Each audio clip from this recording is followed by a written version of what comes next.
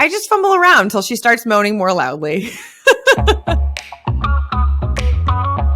So today we're going to be talking about the clitoris. And I'm very excited about this episode, but I have to say I felt really disheartened as I was preparing and researching for this episode because there is so little helpful information out there. So I am going to try and give you as many helpful resources as I can, but just know that the culture we live in is pretty biased against sex and accurate sexual education and focusing on sexual pleasure. There's a lot of amazing people and organizations who are working against that, including myself.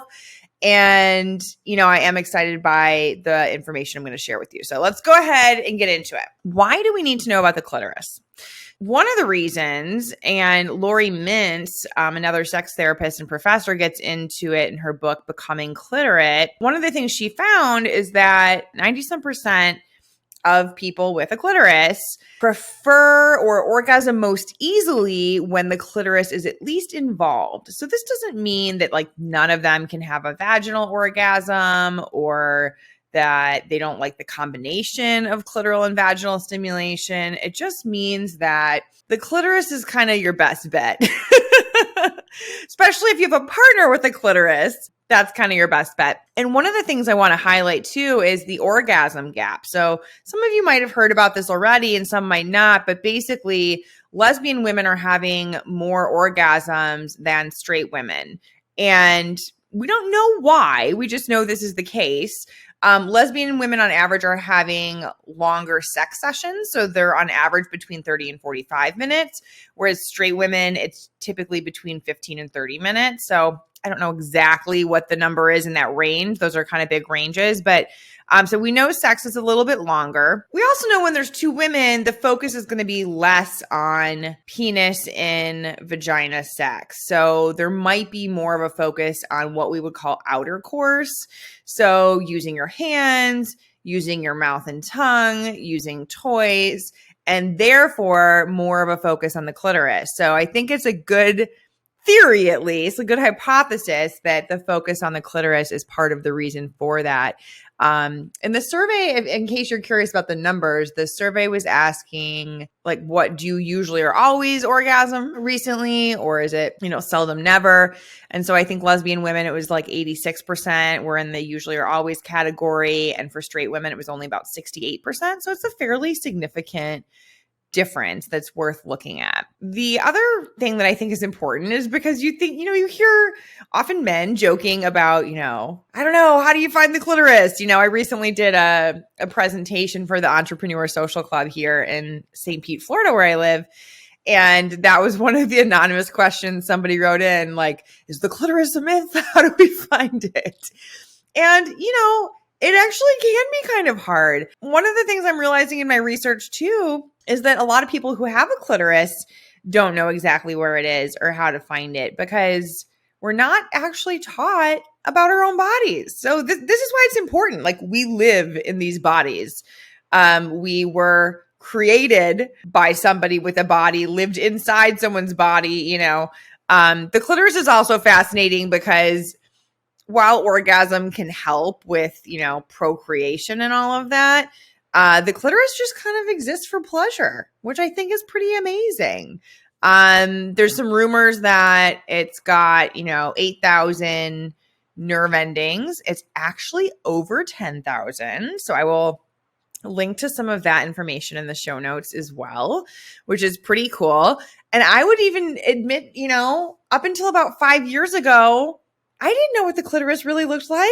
How are you supposed to know? And this is why sometimes I know people are a little bit hesitant to go to a sex therapist or, kind of admit that there's any kind of issue when it comes to sex. But how are we supposed to know all of these things when not only were we not taught in school, we almost certainly were not taught by our parents, unless you had really awesome, sex positive, progressive parents.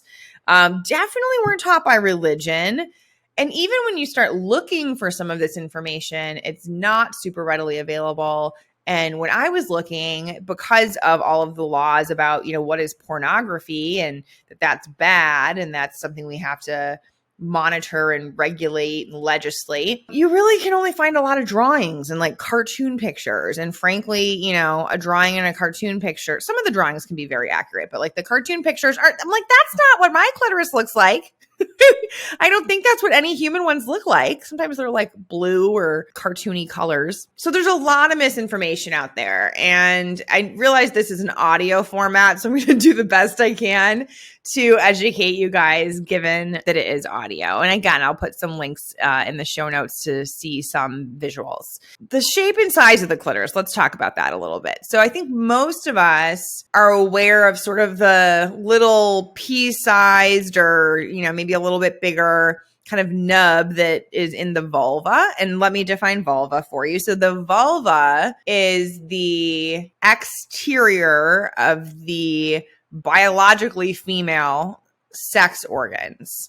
So we often say vagina, but the vagina is actually the canal that is leading from that exterior vulva up to the uterus. Okay. So when I say vulva, I mean the exterior part of the genitalia. So the clitoris is part of the vulva. It's right in there. And it's above the vaginal opening. It's above the urethra. And sometimes it's more obvious. Sometimes it's bigger. Sometimes it's more prominent. And sometimes you need to spread the lips of the labia, the vulva, to be able to find the clitoris. So there might be a little bit of exploring that needs to happen. It might not be evident. Often there is sort of a little like wishbone shape and on the exterior of the vulva that will, the top tip could point you to the glands. So the part of the clitoris we can see is called the glands. I thought, and I think most people thought, probably still think, that just that part that we can see at the top of the wishbone shape and the external part of the genitals is the clitoris. And it is, but there's also a lot more to the clitoris than what we can see externally, because most of it is actually internal. It's inside the lips of the vulva. Another word for the lips of the vulva is the labia. So it's inside the labia. There's erectile tissue. When somebody with clitoris gets aroused, that erectile tissue will get a lot of blood flow. And just like a penis gets erect, it will get bigger in size. And one of the really fascinating things about it is once somebody with a vulva has an orgasm, because of that erectile tissue, they're actually more likely to have another orgasm within 24 hours. So the blood flow is actually really important. And then we could start going down all these rabbit holes about, holistic wellness and how it's all connected. But just know that it is a little bit of a use it or lose it thing. It's like if we're not stimulating our genitals and we're not getting the blood flow going, that they can actually atrophy.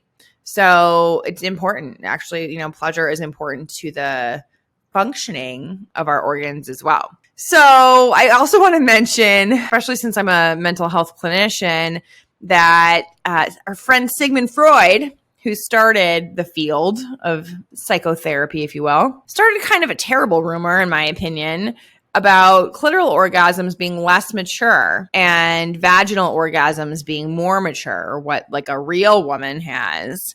And so I think that some of that lingers still. I do a weekly pod for the Peanut app, which is all women, and they can ask me their sex questions there. And I get asked that question, every once in a while of like, well, how can I have like a real orgasm, or how can I have a vaginal orgasm? And there's this idea that we shouldn't need the clitoral stimulation. Like if things were working really well, we should be able to just have a vaginal orgasm. And my thought is, that's just a thought. Like, what if one is not better than the other? What if they're both great? And there's also some research that, depending on our anatomy and the structure of our vulva and how close things are together, some people are going to be able to have a vaginal orgasm or be able to have an orgasm during intercourse more easily. And when I say that, sometimes it could be a purely vaginal orgasm, but sometimes it could be just that the clitoris is getting stimulated based on the person's anatomy, depending on what position they're in. Let's talk a little bit more about the appearance of the vulva and the genitals in general. So sometimes, we have the whole vulva. We've got the outer lips, the outer labia, and then we have the inner labia too. So the lips of the vulva may be asymmetrical. You may have, one that's longer than the other. You may have the inner lips longer than the outer lips, so kind of protruding from the outer lips. And that happens about 50% of the time. But I think because of porn and I think because of the, kind of beauty industry, if you will, we're somewhat taught that, oh, that's weird, or is that messy looking, or is that bad, or whatever. And it's really, no, there's nothing wrong with you. So I want to make that point really clear. Your genitals are yours and they're perfectly fine. There are some changes that can happen due to hormone changes like menopause, and you may actually lose some fat in your external genitals. So the look may change, and that's, normal hormonal changes. There can also be some vaginal atrophy. So your vagina itself can get a little bit smaller. Your clitoris can get smaller. The skin of the vulva can get thinner and a little bit more fragile and delicate when you go through menopause. That's something you can talk to your doctor about. Some people choose to do different hormone therapies, like the Wiley protocol. There's differing opinions on that, but just know that there are options if that's something that's interfering in your ability to enjoy your sex life. So the clitoris will also grow if you take testosterone. So if you're someone who is, non-binary or trans and taking testosterone, the clitoris will grow. Blood flow is important to the clitoris. Again, there's that use it or lose it component. And also another kind of fun fact is that the clitoris and the penis start out as the same thing in embryos. And the book Come As You Are does this a lot more justice than I can do in this short podcast, but we'll link to that as well. Come As You Are by Emily Nagoski talks about, how do the genitals develop in utero, and it's got some great pictures. And I think that this is kind of a fun fact that is starting to become more prominent. And even the skin of the testes is the same type of skin as the skin of the labia. So I think that's really interesting too, just knowing we can almost relate to people with different genitals a little bit better, I think, when we realize this kind of came from the same tissue. So, and if you're having a hard time finding the clitoris, you might want to try looking when you or your partner are aroused, because the clitoris does swell during arousal. And there's a clitoral hood, which is just like what it sounds. It normally covers the clitoris. And oftentimes, if the clitoris isn't visible, or the glands of the clitoris isn't visible during arousal, it will become visible with arousal when it emerges from the hood. Not always. Everyone's different, right? But just kind of know, sometimes you might be looking for it and it might not actually be externally visible. So you might just kind of have to feel around and notice where you feel some of that erectile tissue underneath the hood. There's a great website called omgyes.com. I'll link to that as well. It's pretty easy to remember though, omgyes.com. And they're one of the really few resources that will get into detail about how to touch the clitoris, touching around the clitoris, touching on the clitoral hood, different levels of pressure, different types of stroking. And they have explicit videos. And what's really great about it, and they're not my sponsor or anything, although I would love them to be. So if anyone works there, please sponsor me.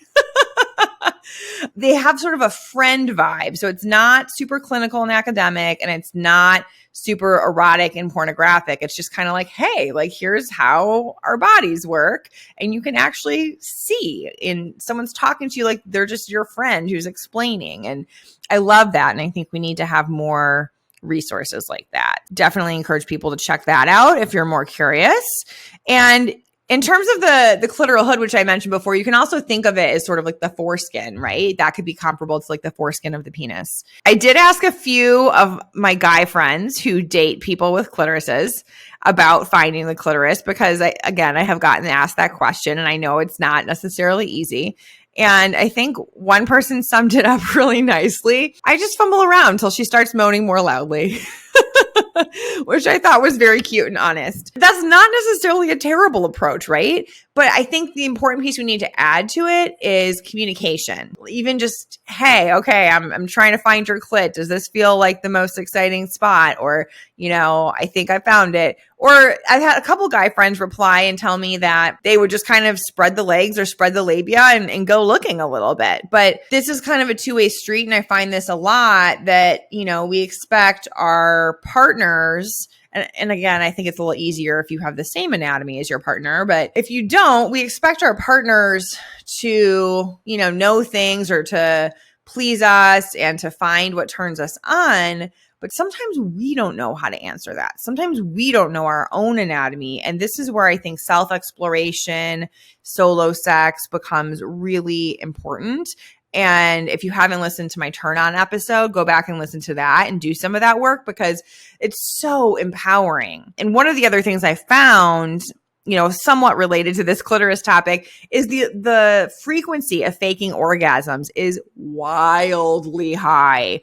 So I'm going to just read you a little bit of a quote that I found it's an older article, but it's from CBS News, pretty reputable source. So there was a team of British researchers and they studied 71 heterosexual women between the ages of 18 and 48. They found a whopping 80% faked orgasms during vaginal intercourse at least half the time. A smaller group was even more prolific with their oohs and ahs. The study found 25% of the women faked it 90% of the time. This is part of the reason why I think this episode and topic is so important because I want you guys to have genuine, authentic pleasure.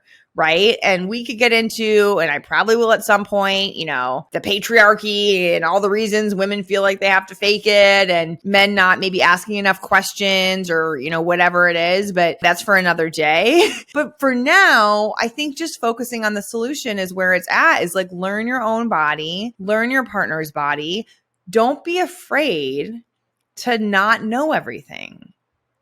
We live in a culture where it's impossible for us to know everything about sex. I'm on a lifelong learning journey when it comes to sex. I don't have it all figured out, but I think that's a big part of why I was drawn to this field personally as well, because I wasn't given information and I'm a curious person and I want to figure it out. So I'm guessing there's a lot of curious people out there too, but talk to your partner. If you're somebody who's been faking it, I know it's really hard to come clean about that, but I have had brave clients who have done that.